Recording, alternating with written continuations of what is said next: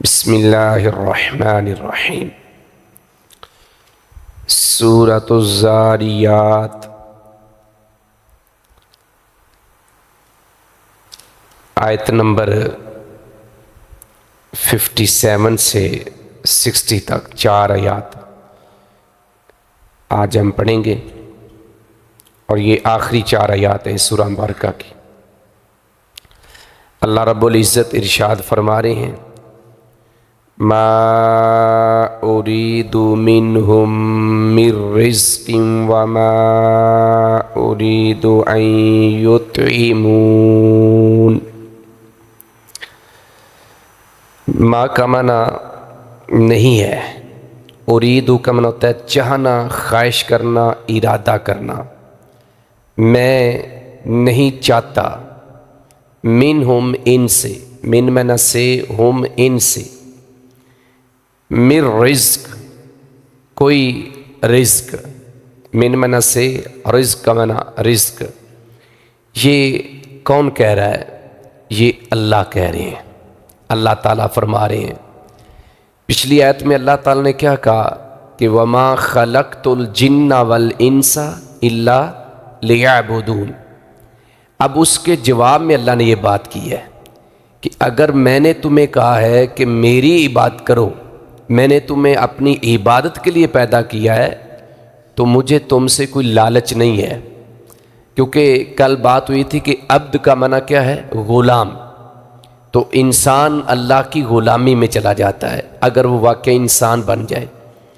دنیا کے اعتبار سے دیکھا جائے تو غلام کا فائدہ مالک کو کیا ہوتا ہے کہ اس کے لیے کما کے لاتا ہے، محنت مزدوری کرتا ہے دنیا کا جو غلام ہے۔ تو اللہ رب العزت نے اس کو واضح کیا کہ تم غلام ضرور میرے بنو گے، بندگی میری ضرور کرو گے، لیکن مجھے تم سے کوئی لالچ نہیں ہے، مجھے تم سے کوئی یہ طمع نہیں ہے کہ تم مجھے کما کے لا کے دو گے، مجھے رزق کی ضرورت ہے۔ اس لیے فرمایا، یعنی تمام جنوں انس سے اللہ کہہ رہے ہیں، تمام، ہم بھی اسی میں شامل ہیں۔ ما ارید منہم من رزق، میں ان سے کوئی رزق نہیں چاہتا، میں ان سے کوئی رزق نہیں چاہتا۔ وما ارید، اور نہ میں چاہتا ہوں، ان یطعمون، کہ وہ مجھے کھلائیں، کہ وہ مجھے کھلائیں۔ اور یہاں پہ یہ بات بھی واضح کر دی کہ اللہ تعالیٰ اس چیز سے پاک ہے، کھانے سے پینے سے اللہ پاک ہے، اس کو رزق کی ضرورت نہیں ہے، بلکہ وہ تو خود رزق دینے والا ہے۔ جیسے سورہ الانعام کی آیت نمبر 14 میں نبی علیہ السلام کے ذریعے کفار مکہ کو پیغام دیا گیا، کیا میں اس اللہ کے ساتھ کسی اور کو پکاروں یا کسی اور کو شریک بناؤں جو آسمان اور زمین کا پیدا کرنے والا ہے؟ اور پھر ساتھ ہی فرمایا وَهُوَ يُطْعِمُ، اس اللہ کی خوبی یہ ہے کہ وہ کھانا کھلاتا ہے، وَلَا يُطْعَمُ، اسے کھلایا نہیں جاتا۔ یعنی سب کو کھلانے والا کون ہے؟ اللہ ہے، اللہ کو کوئی نہیں کھلاتا، اللہ رزاق ہے۔ اور پھر اگلی آیت میں وہ بات اللہ نے بیان بھی کر دی۔ تو گویا کہ اللہ تعالیٰ اگر مجھے آپ کو تمام جن و انس کو یہ کہہ رہے ہیں کہ میں نے تمہیں اپنی عبادت کے لیے پیدا کیا ہے، میری عبادت کرو، میری بندگی کرو، میری غلامی کرو، تو اس کا قطعاً یہ مطلب نہیں ہے کہ اللہ کو ہم سے کوئی لالچ ہے، بلکہ اس میں ہمارا ہی فائدہ ہے کہ جب ہم اللہ کی غلامی میں چلے جاتے ہیں تو اللہ ہماری دنیا بھی سنوارتے ہیں، اور آخرت تو بالاولیٰ سنورے گی۔ صرف دنیا نہیں بلکہ آخرت ایسی اللہ سنواریں گے کہ دنیا کے سارے غم صرف ایک چکر جنت کا لگانے سے بندہ بھول جاتا ہے۔ ساری زندگی مصیبتوں میں گزری ہے، مسلم کی روایت ہے، صرف ایک چکر جنت کا لگانے سے وہ کہے گا کہ اللہ میں نے دنیا میں غم دیکھا ہی کوئی نہیں ہے۔ تو یہ اتنی قیمتی زندگی ہے اخروی، اور اس کے لیے اللہ تعالیٰ نے ہمیں کہا کہ میری عبادت کرو۔ فرمایا ان اللہ، بے شک اللہ، ہوا وہ، تو اکٹھا ترجمہ جب کریں گے بے شک اللہ ہی، بے شک اللہ ہی، الرزاق، رزاق خالی رزق دینے والا، اور الف لام کی وجہ سے اس کے اندر کیا ہے، معنی میں اضافہ ہو گیا۔ بے شک اللہ ہی سب سے بڑھ کر رزق دینے والا ہے، سب سے بڑھ کر کیا ہے، رزق دینے والا ہے۔ ذو القوہ، طاقت والا ہے، ذو کا معنی ہوتا ہے والا، جیسے ذو مال، مال والا، ذو القوہ قوت والا ہے، المتین نہایت مضبوط ہے، نہایت کیا ہے، مضبوط ہے، یعنی وہ کسی کا محتاج نہیں ہے کہ ہم اس کی بات کریں گے تو اس کو قوت مل جائے گی، اس کو طاقت مل جائے گی، یا ہم اس کے غلام بنیں گے تو ہم کہیں نہ کہیں اس کے کام آ جائیں گے، تو ایسا نہیں ہے۔ نہ ہی اس کو ہم سے رزق کی ضرورت ہے، بلکہ وہ خود کیا ہے، الرزاق ہے، اور نہ ہی اس کو ہماری سپورٹ کی ضرورت ہے، کیونکہ وہ قوت والا بھی ہے اور نہایت مضبوط ہے۔ نہایت کیا ہے، مضبوط ہے۔ بے شک اللہ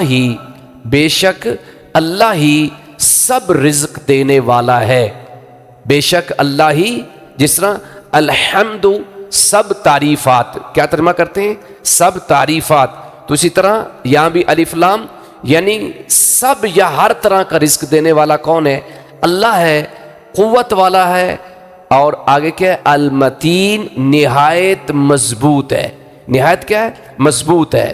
فَإِنَّ لِلَّذِينَ، پھر بے شک ان لوگوں کے لیے، ظالموں جنہوں نے ظلم کیا، یا ظلم سے مراد پہلے نمبر پر شرک ہے، کیونکہ شرک سے بڑھ کر کوئی ظلم نہیں ہے، اور اس کے بعد دیگر گناہ ہیں۔ پھر بے شک ان لوگوں کے لیے جنہوں نے ظلم کیا، ذنوبا، یہاں پہ ذنوب کا معنی ایک ہوتا ہے، ذنب کا معنی ہوتا ہے گناہ، لیکن یہاں ذنوبا کا معنی گناہ نہیں ہے، یہاں اس کا معنی ہوتا ہے باری، کیا ہوتا ہے، باری۔ ذنب کا ایک جمع آتی ذنوب، ذال کے پیش کے ساتھ، جس کا معنی ہوتا ہے ڈول، کیا ہوتا ہے، ڈول۔ تو لوگ جب پہلے یہ نلکا سسٹم نہیں تھا، پمپ سسٹم نہیں تھا، تو کنویں ہوتے تھے، جنہوں پنجابی جو کھو یا کھوئی کہندے سی، چھوٹی ہوتی تو کھوئی کہہ دیتے، بڑا ہوتا تو اس کو کھو کہتے۔ تو آپ جانتے ہوں گے، بڑے جو بزرگ بیٹھے ان کو پتہ ہے کہ وہ دیہات کے دور کسی ایک جگہ پہ یا کسی ڈیرے پہ ہوتا تھا، تو لوگ اپنے اپنے برتن لے کے جاتے تھے، اپنے اپنے ڈول لے کے جاتے تھے، اور وہ پھر اپنی اپنی باری کے ساتھ اس سے پانی نکالتے تھے، تو اس کو بھی کیا کہا گیا ہے، ذنبن، باری۔ تو گویا کہ یہاں پر باری اس کا ترجمہ ہے، یہاں پہ اس کا معنی گناہ نہیں ہے، وہ اگلی بات آپ کے سامنے جب آئے گی تو واضح ہو جائے گی۔ پھر بے شک ان لوگوں کے لیے جنہوں نے ظلم کیا، ذنوبا مثل ذنوب اصحابہم، ان کی باری ہے، ذنوبا کا معنی کیا ہے، ان کی باری ہے، مثل کا معنی طرح، اور ذنوب اصحابہم اپنے ساتھیوں کی طرح، اصحاب کا معنی ساتھی، ہم ان کے ساتھی۔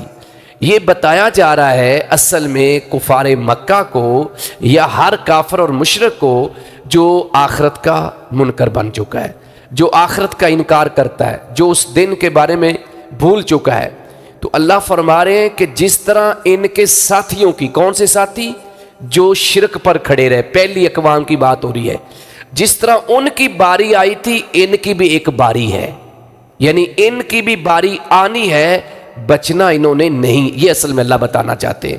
اب ترجمے کو سمجھیں گے تو واضح ہو جائے گا۔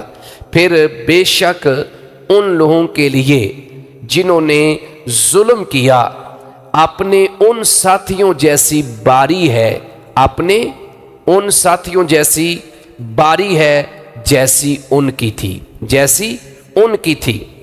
فلا یستعجلون، فلا کا معنی، فا کا معنی تو یا پس، اور لام الف لا کا معنی نہیں، یستعجلون، یہ بھی یستعجلونی تھا اصل میں، یا نسبت کی گری ہوئی ہے، تو ترجمہ کیا ہے، سو تم مجھ سے جلدی نہ طلب کرو، کیا، عذاب۔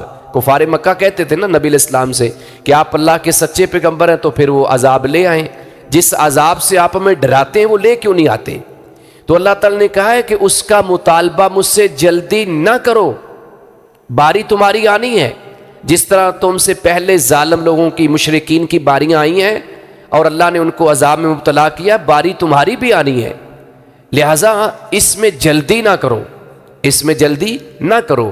فلا یستعجلون، سو مجھ سے جلدی طلب نہ کرو، یعنی اللہ کہہ رہے ہیں مجھ سے مطالبہ نہ کرو، مجھے پتہ ہے کہ کس قوم کو کب اور کس وقت میں نے ہلاک کرنا ہے، کیسے کس کو ختم کرنا ہے، مجھے سب پتہ ہے، میرے پاس پہلے ہی سارا کچھ طے ہے، میرے سے کہنے کی ضرورت نہیں ہے۔ پھر اللہ نے فرمایا فَوَيْلٌ لِّلَّذِينَ، پس بڑی ہلاکت ہے ان لوگوں کے لیے کفروا، جنہوں نے کفر کیا۔ ویل ان کا معنی ہوتا ہے بڑی ہلاکت، اور للذین ان لوگوں کے لیے کفروا جنہوں نے کفر کیا، پس بڑی ہلاکت ہے ان لوگوں کے لیے جنہوں نے کفر کیا، من یومہم الذی، ان کے اس دن سے، من معنی سے، یوم کا معنی دن، ہم ان کا، الذی وہ دن، کون سا دن ہے؟ یہ قیامت کے دن کی بات ہو رہی ہے۔ کس کے دن کی بات ہو رہی ہے؟ قیامت کے دن کی۔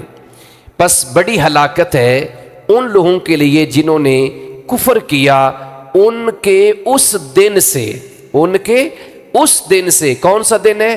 یوعدون، جس کا وہ وعدہ دیے جاتے ہیں، یعنی ان سے وعدہ دیا جاتا ہے کہ یہ قیامت کا دن آئے گا، اور اللہ فرما رہے ہیں کہ اس دن ان کے لیے بڑی ہلاکت ہوگی۔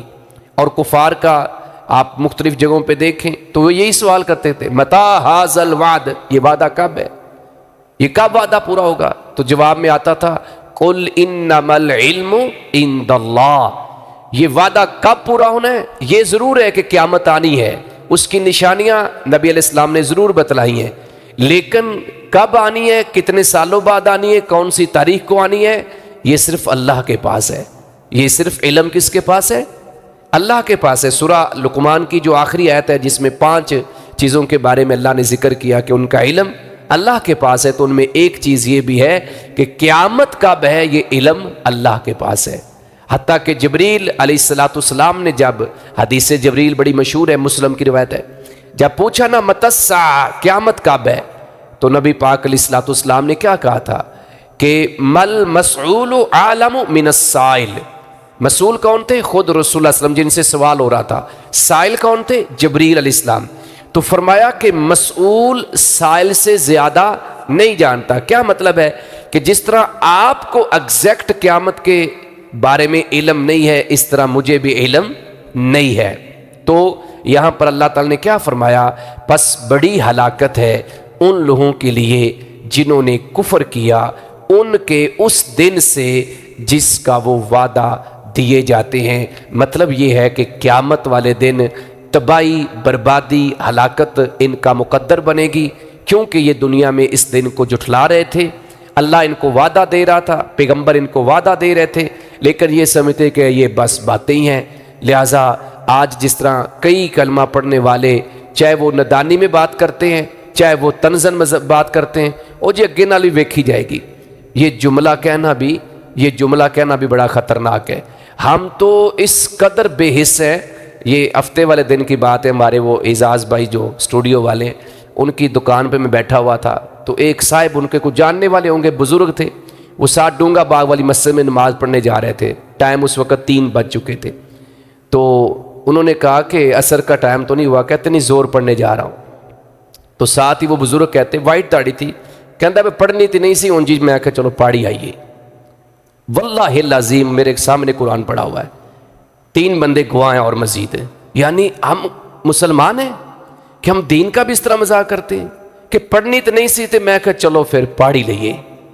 کیا مطلب ہے اس کا؟ کہ کوئی اہمیت نہیں نماز کی، ٹینشن ہی نہیں ہے۔ ایک تو دیکھیں نا کہاں وہ زور کا ٹائم کب شروع ہوا اور 3 بجے وہ پڑھنے جا رہا ہے، کیا کام تھا کیا کچھ نہیں تھا، میں نے تفصیل نہیں پوچھی، لیکن یہ میری آنکھوں کے سامنے کا واقعہ ہے۔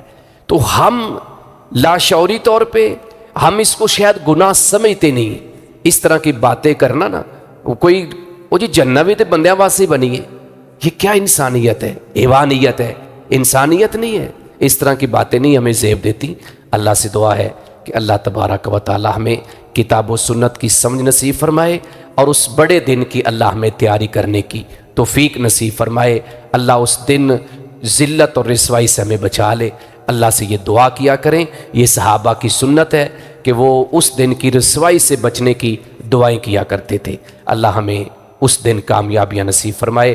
کل انشاءاللہ ہم سورہ الطور کا آغاز کریں گے اللہ کے فضل اور اس کی رحمت سے۔